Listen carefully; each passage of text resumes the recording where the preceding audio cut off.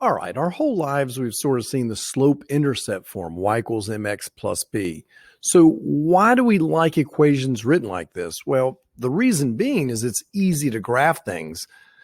We know right away what our slope is. The first point we'll plot is our y-intercept, that plus b. So it said plus 3, I'd put a dot right on the y-axis at 3, and then I can count up and over knowing my slope. So we like them written that way because it's very easy to graph. There's another formula that is called the point slope formula, and it is, in my opinion, the golden equation. Okay, it's y minus y sub 1 equals the slope times x minus x sub 1.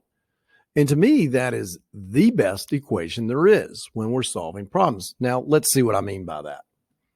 So let's say we have this problem and it says, hey, find the equation of the line in slope-intercept form. So we want our final answer to be y equals 3x plus 7 or whatever, that goes through this point and has a slope of -2. Well, here's why I love it. All you ever have to find is the slope. If you find the slope, you're done. Well, this guy gave me the slope, so I'm pretty much done. All I got to do is plug the numbers in. You always are going to be given a point. You have to be given a point. So we're going to write y minus, well, which y value is given? It gave us a 6, so I put a 6. The slope is -2. It gave me that. X minus the x sub 1 is right here, 4. So they're always going to give you this guy and this guy. The x and the y stay, so all you ever need is the slope. And in this case, it gave it to me. So now all I have to do is clean it up and get it in slope-intercept form, y equals so many x's plus the number. So let's do that. So we'll be there in like 2-3 steps. So I will always go ahead and distribute through right here. So it equals -2x. -2 times -4 is +8. And then next step, move my number over, and I'm going to be done.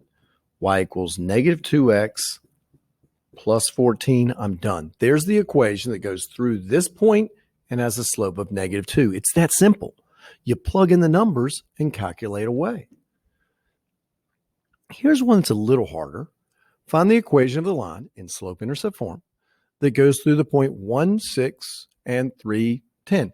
As soon as they say find the equation, I'm like, hey, I'm writing this out right away because that is the guy I'm going to use every single time.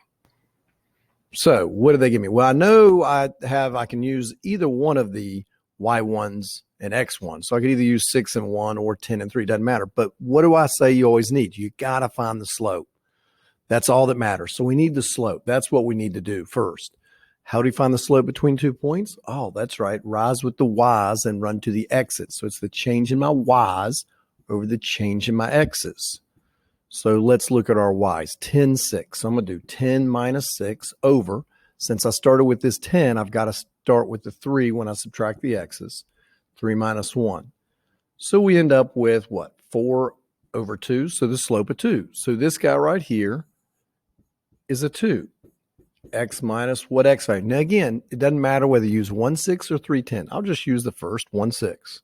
So my x value is a 1. My x sub 1 is a 1.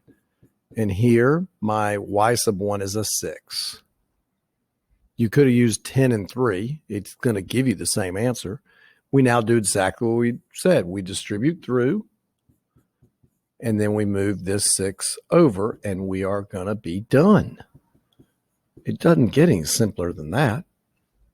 It works every single time. All you have to find is the slope, plug it in there, distribute through, move the value over from the y side, and you have your solution.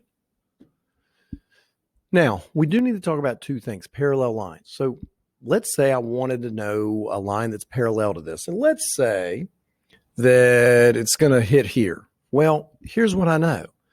This guy, the blue line that is given, has a slope of 2. I can see it goes up 2 over 1, up 2 over 1. So it has a slope of 2.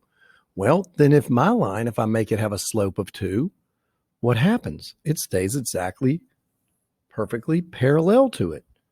If 2 lines are parallel, they have the exact same slope. Okay? You need to keep that in mind for some of the homework problems because it says, oh, make it parallel to this guy. Well, then you already know the slope. It's going to have the exact same slope as whoever the other line did. What about perpendicular? A little trickier. Now again, this guy's slope is 2. That's the same line. Well, let's just say, I'll give you any point. Just take this guy right here. I'm going to take him. All I got to do, now remember the slope of the other line is 2 over 1. The perpendicular, now that's the symbol for perpendicular. The perpendicular slope, all you have to do is take the one person slope, flip it and negate it. So I flip 2 over 1, which becomes 1 over 2, and I negate it. It makes sense to negate because the line has to be coming back the other way, going in the opposite direction in order to intersect the line at a 90-degree angle. So let's see, I put the point here. It said -1/2, so I'll go up 1 over 2, up 1 over 2, up 1 over 2, going, notice, the opposite direction. When you connect them, boom, 90 degrees. That's all you should need in order to do all the homework problems. And again, there's videos for almost all of them. Good luck.